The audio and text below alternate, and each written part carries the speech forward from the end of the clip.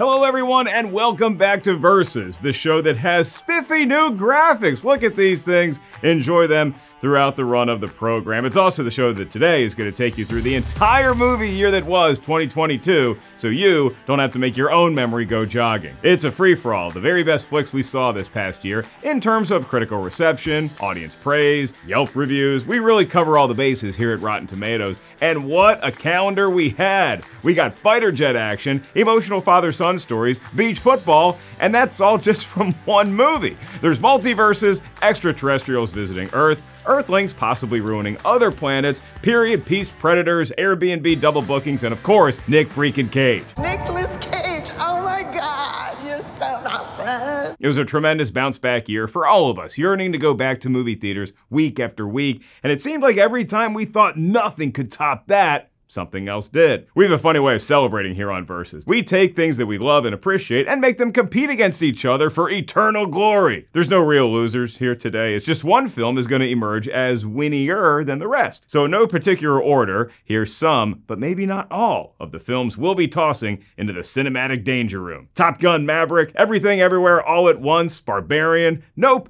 Avatar: The Way of Water, Pearl, Hustle, The Batman, RRR, Smile, Black Panther: Wakanda Forever, Prey, and Scream. Was that this year?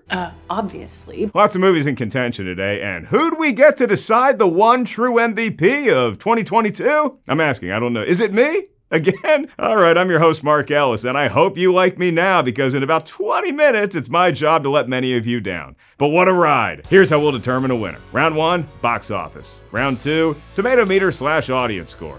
Round 3, characters. Round 4, memorable moments. And then we'll do a wildcard round that could involve anything from best special effects, to highest chances of winning an Oscar, to creepiest phone located in a basement somewhere. I'll tell you what, I'm gonna go get you a soda. We're getting zany today. In the words of a Batman not played by Robert Pattinson, you want to get nuts? Come on, let's get nuts. And we want to get nutty with you. So however you're watching this vid, leave a comment or hit us up on social media with your take. What was your favorite movie of 2022? You got it in your head already? Maybe a top 10? Okay, it's time for you to start whittling. You're excited, I'm nervous, and if you don't like this face, it's the only one I got. Mach 10 is in range, film's ready, host sweaty, flying goats wailing, and into the Rotten Tomatoes multiverse we go. Let's get it on. Don't move. Round 1, box office. Fun year that 2022 because we wanted to get back into theaters and see our old friends. Popcorn, butter, soda, more butter. So we would have gone regardless, but some of the best movies of the year also turned out to be some of the biggest flicks as well. And no, I'm not talking about Avatar's runtime. Well, I am. I mean, that movie's gonna make a planet load of cash as well, but we don't have the total box office receipts for our return vacation to Pandora just yet, so the Na'vi will have to be content with an honorable mention in this round. Winning the 2022 box office for the year is Top Gun: Maverick. Damn right. Yeah, Damn straight. you got it. The sequel that took 34 years plus 2 bonus years for us to finally see was worth the wait. It was one of those films that got new demographics of people back into theater going mode. And then we all raved to our friends that you need to see this movie on the biggest screen possible with the loudest sound system, and wouldn't you know it, odd, our pals listened to us. To the tune of almost $1.5 billion worldwide, a number that was further stimulated by a re-release in December. So while it appears Top Gun Part 2 should have this round about box office well in hand, keep in mind, it did cost around $170 million to make, so there's a chance that another film could technically have been more profitable in terms of return on investment, but Tom Cruise and company did set the bar well above the hard deck in round 1. Only other one film passed the hallowed $1 billion total this year. Can you guess which MCU movie it was? Hello. It was none of them. They got close though, with Doc Strange and his Parnassium of multiverses leading the pack with $955 million, followed by Thor: Guns N' Roses with $760 million, and Black Panther: Wakanda Forever currently sitting on a throne of $678 million. So if it wasn't an MCU film, well, I didn't forget about you DC fans. The Batman also didn't cross the bill, but remained competitive with $770 million, which is good for the overall 5 spot in terms of movie theater cash register jingles. It was Jurassic World Dominion that also roamed just over $1 billion with only $100,000 to spare. Minions: The Rise of Gru bobbed its way to over $900 million. The Chinese film Watergate Bridge did over $600 million worldwide, and props to Fantastic Beasts and Sonic the Hedgehog for their most recent entries sneaking into the top 10. Now you speaky my language. But now let's look at some smaller sized films that made a big impact with us and turned a sizable profit for their studio. Barbarian cost just $4.5 million to check in, but hauled in 10 times that budget for a $45 million total. Everything Everywhere All at Once cost $25 million and spun that into over $100 million bucks of gold or crypto or rocks, whatever currency you use in your home universe. X turned a $1 million budget into $14 million. The Black Phone pocketed $161 million off just a $16 million investment. Okay, so nothing is gonna compete with Top Gun for total bucks earned, but your return on investment winner is X, but in terms of exponential growth over the initial cost, I'm going with Smile. Wow, really? You're going to die. Okay, it does make sense. It was a creepy trailer, it made us laugh, and then we got scared, and it would overall amass $215 million after costing a shade under $17 million to make. So that's, what, 10, 11, 12 or 13 times what its budget was, soaring even higher than the fighter jet movie. So if it all comes down to Top Gun against Smile, that's ironic, because does anyone smile more than Tom Cruise? I'll tell you what made me grin ear to ear. Prey and Adam Sandler's Hustle. They were released direct to streaming, however, so we'll have to lump them in with Avatar and Glass Onion for honorable mention. But speaking of basketball, I bet the Predators can anchor the low post. They're like, what, 9 feet tall, and you do not want to take a charge against them. The good news for both Top Gun Maverick and Smile is that I'm the judge here, and I'm drunk with power. I have the authority to give them both a point in round 1. It's the end of the year spectacular, so let's get a little loose with the rules. And I don't want to upset anybody in Smile. They don't take losing well. Mav and the Creepy Joker Grin movie are on the board. Who wants to join them? Round 2, Tomatometer/audience score. Sure, money is easy to come by when you're one of the biggest movie stars of all time, or a highly anticipated sequel in a gigantic franchise, or a film based on one of those talking picture books. But this stage will put those feet, hooves, talons to the fire with a simple question. How did we feel about you after we forked over some hard-earned cash to bear witness? The Tomatometer is a scoreboard indicating how a wide swath of professional critics felt. The audience score tells us the temperature of the regular folks out there who took in any given movie. This round will honor the Top Gun in both categories, and don't tell me, is it actually the Danger Zone movie? Okay, let's back up. Of all the movies we've mentioned so far, only 2 are rotten on the Tomatometer, and they're only as low as they are because maybe their overall franchises need to pull off the highway and refuel, or recharge. I guess the dinosaurs would prefer we drive electric cars, and Jurassic World Dominion notched just 29% on the TM. Fantastic Beasts, Dumbledore is the Young Pope, also south of fresh at 46%, but from there, it's all freshness, baby. Well done. How about a hand for RRR, which achieves the ultra-rare feat of being above 90% on both the Tomatometer and audience score metric. It's at a 93% with critics, tying it with films like Prey and Hustle. I'm really excited about this Predator basketball thing, by the way. Do you want to be in the NBA? And RRR landed at 94% with audiences, matching the score of Wakanda Forever. That sequel to Black Panther hit 84% in the tomato patch, and Prey landed at 73% with the normies. But Hustle, 93% across the board, meaning that and RRR now get the 90% and above members-only jackets. Gold jacket, green jacket, Who gives a Yeah. Now we're looking to see if any other 2022 film can compete with those 2 beloved behemoths. Everything Everywhere All at Once got so close. It's 95% on the Tomatometer and 89% with the audience, so don't go anywhere. Stick around. Pearl hit 91% with critics and 82% with the rest of us. Decision to Leave made noise with a 94% on the Tomatometer and an 87% on the audience score. If you like the game Memory, where you have to find pairs that match, you'll love The Unbearable Weight of Massive Talent. I like that movie too. The Nick Cage, Pedro Pascal romp boasts twin 87% on both measuring sticks. I feel bad for the dinosaurs and the magic people, so I will point out that while both missed with critics, the masses enjoyed them to the tune of a fresh 77% and a rosy 83% respectively. So, there's that. See, not so bad. But remember the movie about the F-18s? I didn't know the Fs went that high, but the mighty wings of Top Gun Maverick propelled the highest grossing movie of the year to a 96% on the Tomatometer and a 99% with the audience, setting the standard on both metrics for all the movies we have contending today. Are you kidding me? That movie just keeps getting better. And to think, Ed Harris wanted to use drones instead. So once again, it appears that Top Gun is the lead dog, but the accomplishment of that, RRR, and Hustle make them three of a kind in this round. They're the only flicks above 90% on both sides of the veggie garden. Before we put this round to bed, Barbarian made it to 92% on the Tomatometer, but just to 71% with the audience, and if you've seen the movie, you might know why. Have you ever rented a house for a fun adventure? I'll say no more for now. I'm sorry, who are you? Top Gun, Triple R, and Hustle all get points in round 2. So now we have 4 flicks on the board, and Maverick leads the bunch, he's used to that, with 2 points. Round 3, character.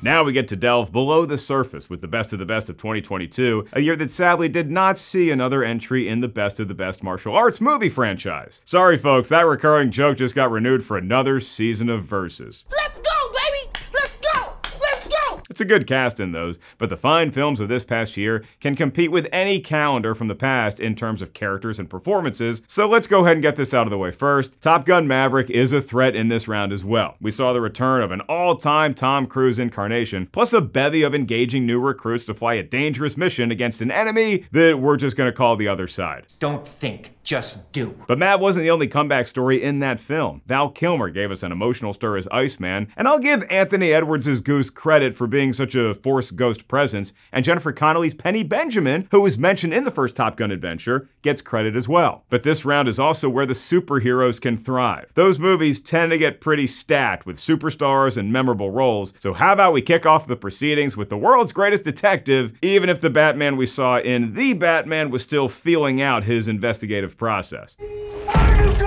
Robert Pattinson gave us a younger, grungier Bruce than we've seen in recent decades, or maybe ever, and it turned out to be an inspired casting choice. But Zoe Kravitz's Catwoman was on brand as she stole every scene she's in. Colin Farrell was so awesome as Penguin, he got his own spin-off series, and a tip of the cap to the jolly good Andy Serkis and the frightening Paul Dano as Riddler as well. Hey guys. As much as I appreciated the cameos in Doctor Strange and the Yucks plus Christian Bale's menacing God Destroyer in Thor: Love and Thunder, I just put the new Black Panther film on a par with the Batman in terms of overall cast and performance. Not only did Angela Bassett, Letitia Wright, Denai Guerrilla, and company bring it on, they also had the impossible task of helping all of us fans grieve and send off the late Chadwick Boseman with moments worthy of his talents. Wakanda Forever also gave us Tenoch Huerta as Namor, a new villainous, maybe, not really, kinda good from a certain point of view, presence in the MCU. Ooh, let's talk about Nope.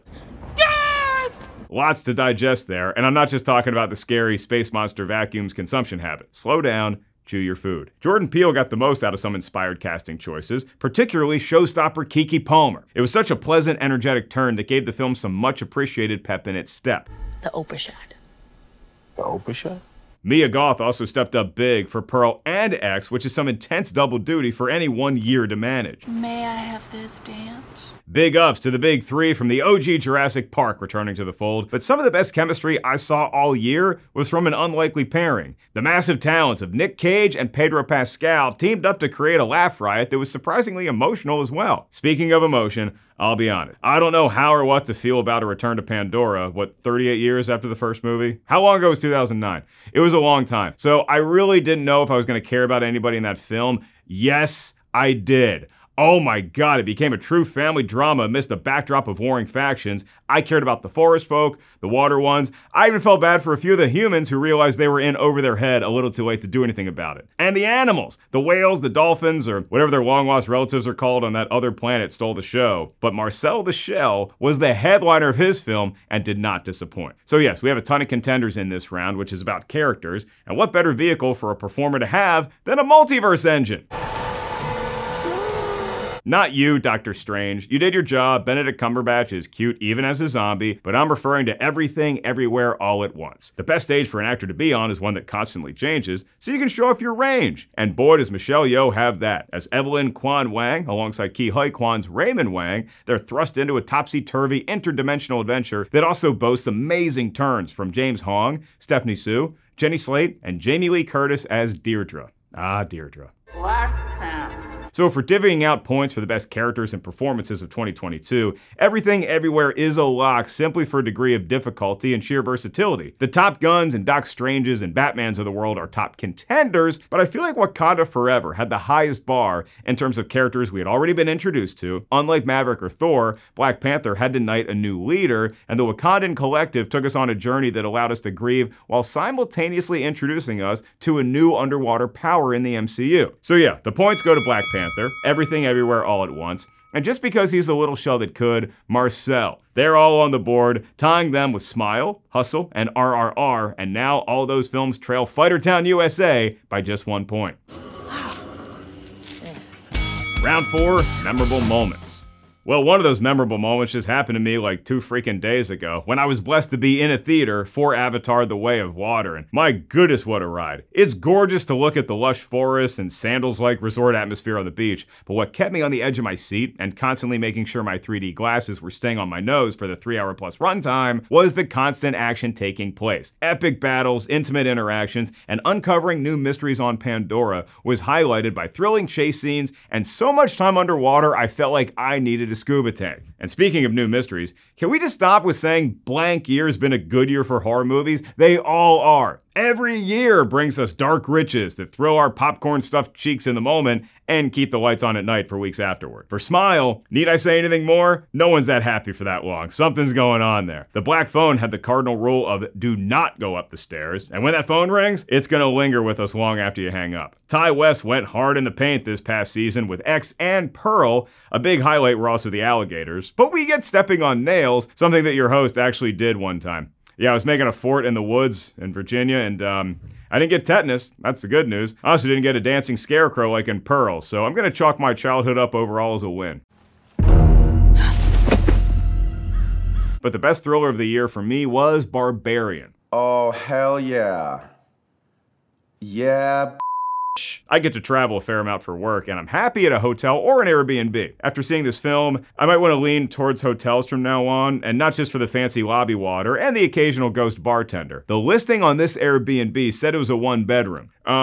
There were more bedrooms. We got out the tape measure, and that's actually a pretty great sequence. The movie does such a brilliant job of twisting and turning, bobbing and weaving with the audience, and then sometimes just transporting us to a completely different situation. We're like, what happened? Is this the same movie? How does this tie in with, oh, wow, cool. Oh, Oh, RRR. What a cinematic revelation that was. Do you like dancing? We got moves. How about tigers? Got that too. And then Raju just goes full action star in a bevy of baddies, and it's mesmerizing to take in. Nope got me more than a few times as well. The alien misdirect in the barn acted as the perfect setup for what was to come, events which included nothing less than a crusty cinematographer getting the ultimate shot, and our protagonist focusing on what's above by not looking up. And it's the one film this year that may have you reconsidering if you're signed up to be in the studio audience for a popular sitcom. Hell no. Kinda like Maverick, Rooster, and the gang doing Top Gun, right? It's a threat to win all these rounds because, I mean, it's awesome. And they're really flying these fighter jets. The emotion is there in the scene where Mav and Ice get to decide one more time who is the best pilot. There's tons of aerial combat artistry, and yes, we did get beach football. Personally, I'd go with the sequence where Pete Mitchell steals an F-18 to prove this mission can be accomplished. And I also love the theory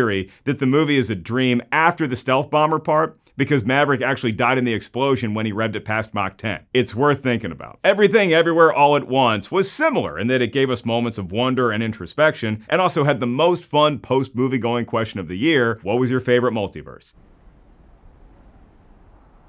Black Panther: Wakanda Forever allowed us to celebrate Chadwick Boseman in one scene, and then dive into a visceral battle with an aquatic opponent in the next. The Batman had the coolest nightclub fight this side of the first Black Panther, and the unbearable weight of massive talent gave us Nick and Pedro on illicit substances, acting like complete buffoons, and it was hysterical. Maybe the hardest laugh I had all year, and that includes the fall-down rom-com stylings of Bros. So if we add it all up, for sheer iconic moments, I'm gonna reward 2 big budget epics and 2 little engines that could. The latter will be Everything Everywhere All at Once for the breakneck pace of timeline jumping, and RRR for the sheer kinetic energy of every sequence. And for my movies that were very expensive to make but worth the cheddar, I'm going Avatar: The Way of Water. Took 13 years to get here after the first one, but it's one long iconic moment. And if you think 13 years is a while, try 36 years. It's been that long since 1986 first introduced us civilians to the goings-on at Miramar, specifically in the Naval Aviation outfit. TGM secures another point, Double E and Triple R gain their second score of the day, and now Avatar avoids the skunk. Can I squeeze Barbarian in there too? Yeah, dude. There's just so much, underneath the house. Before you make the leap from apartment renter to home owner, it's something to ponder. So yeah, it gets a point. 5 points given out here, and now it's time for the wildcard round. Get a leg up.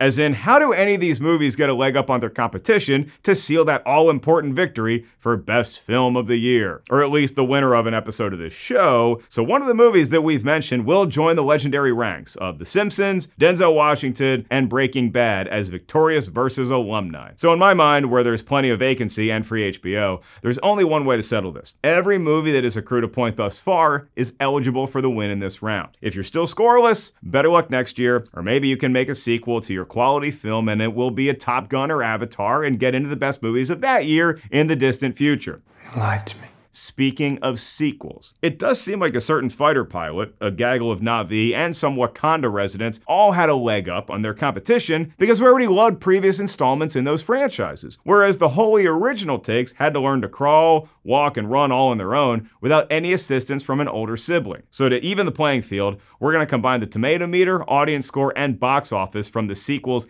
and their immediate predecessors, average that out, and pit that data against the newborn flicks we adored in 2022. Yes, it's going to require me to do a lot of math, but luckily I have a nap penciled in immediately after this. And for y'all, this is going to be a fun exercise to see if the part ones help or hurt their younger siblings' chances. Look, it was either this or our expert researcher Mark Hoffmeyer's idea, which was to crown a champion for the year based solely on how many jet ski, alligator, foghat, or dinosaur chicken appearances are in any given film. Sorry, Jurassic World Dominion, it just wasn't your year.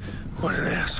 To recap, here's the movie still battling it out for eternal glory. Top Gun Maverick, Smile, RRR, Hustle, Black Panther, Wakanda Forever, Marcel the Shell, Everything Everywhere All at Once, Avatar: The Way of Water, and Barbarian. For Avatar, I'm gonna spot this new movie $1 million. Consider it a loan, pay me back when you have your totals, and we'll average that out with the first Avatar flick, also known as the highest grossing movie in motion picture history. So that's gonna be a shade just under $2 billion for the average. Meanwhile, the first Top Gun movie made and adjusted for inflation $437 million, which will take the franchise down to a $900 million average. So while Maverick gets penalized, Black Panther's $1.3 billion take helps out its little brother Wakanda Forever, as it now has a $1 billion average. Whew! That means that Avatar steals the box office mantle from Top Gun, and strange things are already afoot. Yeah, that's what I'm talking about. Avatar will be keeping the 82% Tomatometer and 82% audience score from its original outing over a decade ago, but once again, Top Gun is hurt by the 1980s. The Tomatometer for the OG is a ridiculously low 58%. The audience score is a respectable 83%, but those digits still come up short in comparison to the new iteration. Black Panther gets a Tomatometer boost from the first one's 96%, but that audience score is just 79%, lower than Wakanda Forever's 94%. And again, if you think Top Gun Maverick is being unfairly downgraded, I'll tell you two things. One, you're right. But also, do we really care about this sequel if the first one never existed? It'd be cool to see Tommy fly planes, but without that emotional connection and backstory, I'm not sure it's the freshest movie of the year. All of a sudden, it's a two-horse race for the trophy between Avatar: The Way of Water and Everything Everywhere All at Once, based on all of the measuring sticks we have in this round. So how do we make a decision now? Does either movie have dinosaur chickens in it? But Everything Everywhere has such an engaging storyline and wonderful characters. Avatar, to counter, has some of that and was nothing short of a revelation as far as visual effects or CGI. I don't even know what I just saw. I just felt like I was underwater the whole movie, and it was awesome. You know what? In fact, I'm gonna categorize both flicks as one-of-a-kind experiences, but to truly honor the competitive spirit between a gigantic blockbuster and a smaller artsy film, let's make the deciding factor our old friend ROI, which we as a class learned stands for Return on Investment. Very good, students. Y'all get gold stars. Everything Everywhere All at Once made over $100 million million by spending $25 million to make it. Can Avatar beat that? According to James Cameron himself, no. Reportedly, this one's price tag is in the $400 million range, but Jim himself has stated that those sequels all told could cost over $1 billion, and The Way of Water has to crack a bill itself just to remain profitable. I mean, look, I want to see it again and again, but I also felt that way about Everything Everywhere All at Once. And maybe Double E gets my biggest compliment of all, because I saw it after Top Gun Maverick, and for the first time since witnessing my long-awaited return to the friendly skies, I was able to get sucked into another story. Not the one about the middle-aged pilot, a new one. Maverick may have been my favorite movie this year, but after this video essay, I'm gonna start calling these that from now on. I am proud to declare Everything Everywhere All at Once as the winner of the Versus Battle for Best Film of 2022. Congrats to the Danielses, the performers, and everyone involved, regardless of what multiverse they're currently residing in. Sorry. What did you say? So yes, there was just one official victor here, but really, any movie good enough to pass through these chapped lips into your eardrums is a winner today. As are you, dear viewer. We all won, because we got to return to movie theaters in full force, celebrate an incredible slate of films, and gab about them right here at Rotten Tomatoes. So make sure you hit us up with your take. I'm on social media at Mark Ellis Live. You can go to Rotten Tomatoes or RottenTomatoes.com. Let your voice be heard. Thank you for tuning into Versus. I'm Mark Ellis, and to paraphrase Top Gun and Barbarian, you can be my Airbnb housemate anytime.